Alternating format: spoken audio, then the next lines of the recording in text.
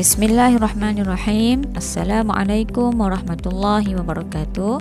Bertemu kita lagi dalam channel Ustazah Huda Rahmat untuk kita menyambung pembelajaran kita dalam pendidikan Islam. InsyaAllah pada hari ini kita akan menyambung tajuk konsep kenabian siri yang kedua, di bawah tajuk beriman kepada Rasul dalam bidang akidah khusus untuk para pelajar tingkatan 3. Jom kita belajar sama-sama. Baik, hari ini insyaAllah kita akan sambung, iaitu berkenaan dengan Ismatur Rasul. Apa itu Ismatur Rasul? Okey, baik, dari segi bahasa, ismah ini bermaksud terpelihara daripada sesuatu yang buruk. Manakala dari segi istilahnya yang lebih perlu kita faham dan ingat ialah pemeliharaan Allah terhadap para Rasul daripada melakukan dosa dalam apa bentuk sekalipun, sama ada dosa-dosa kecil ataupun dosa-dosa besar. Jadi boleh kita fahami di sini bahawa semua para rasul adalah terpelihara daripada melakukan sebarang bentuk dosa.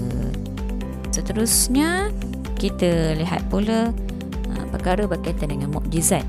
Okey, apa itu mukjizat? Dari segi bahasa, mukjizat ini sebenarnya ialah yang melemahkan.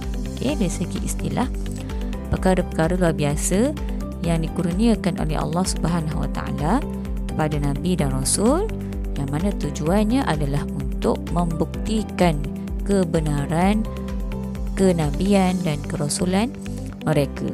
Jadi bagaimana kita nak faham melemahkan itu dengan mukjizat?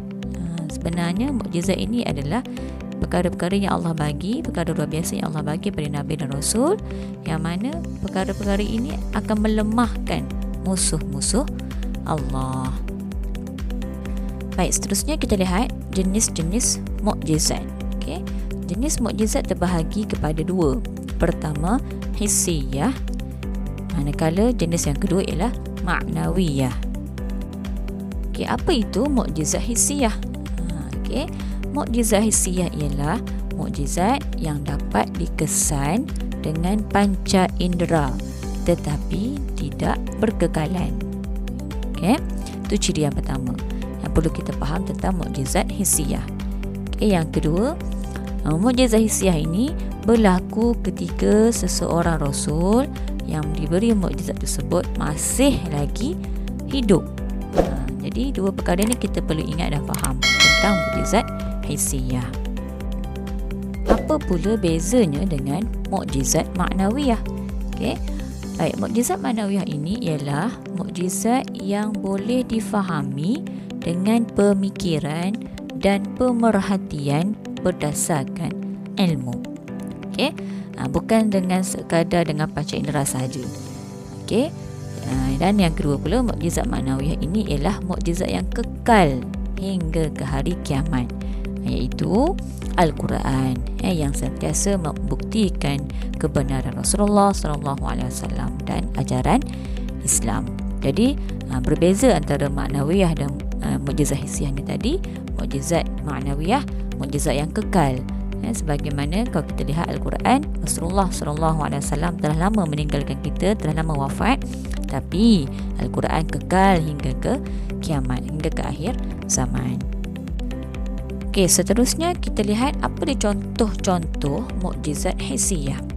Pertama, mukjizat Nabi Saleh alaihi salam, iaitu seekor unta yang sempurna sifatnya keluar daripada batu. Jadi kaum Nabi Saleh ketika itu, mereka dapat melihat dengan mata mereka sendiri, dengan panca indera mata, unta yang sempurna sifatnya itu keluar daripada batu.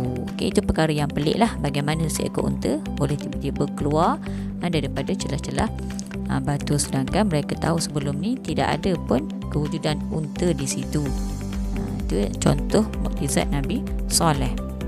Contoh yang kedua pula ialah mukjizat Nabi Musa alaihissalam, iaitu yang pertama, tongkat Nabi Musa boleh bertukar menjadi ular, dan ular tongkat tadi akhirnya menelan ular-ular tukang sihir Firaun. Itu antara perkara pelik lah, mukjizat Nabi Musa, bagaimana tongkat boleh bertukar, boleh berubah menjadi seekor ular. Dan mukjizat yang kedua, 12 mata air terpancar keluar daripada batu yang dipukul dengan tongkat Nabi Musa.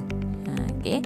Jadi dua perkara ini menunjukkan bahawa dia adalah contoh mukjizat hissiyah Nabi Musa kerana dapat dilihat sendiri oleh kaum Nabi Musa ketika itu.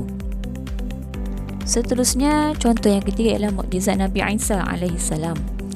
Yang pertama, Nabi Isa boleh membuat burung, menghasilkan burung daripada tanah, kemudian ditiup ke tulang tanah tersebut, dan kemudian burung tersebut hidup dengan izin Allah. Mukjizat yang kedua pula ialah menyembuhkan orang buta dan sopak setelah menyapu dengan tangan baginda Nabi Isa. Dan contoh mukjizat yang terakhir ialah mukjizat Nabi Muhammad SAW, iaitu yang pertama peristiwa Isra dan Mi'raj. Dan peristiwa Isra Mi'raj ini berlaku ketika Rasulullah masih hidup. Manakala contoh yang kedua ialah baginda membelah bulan dengan isyarat tangan sehingga penduduk Mekah dapat melihatnya dengan jelas. Jadi di situ dapat kita fahamlah bahawa sekiranya dapat dilihat dengan panca indera, maka itu adalah contoh mukjizat hissiyah. Jadi setakat itu dulu untuk siri yang kedua. Terima kasih kerana sudi menonton hingga ke akhir video. Semoga semuanya bermanfaat dan jangan lupa untuk menunggu sambungan tajuk ini dalam siri ketiga nanti. Assalamualaikum warahmatullahi wabarakatuh.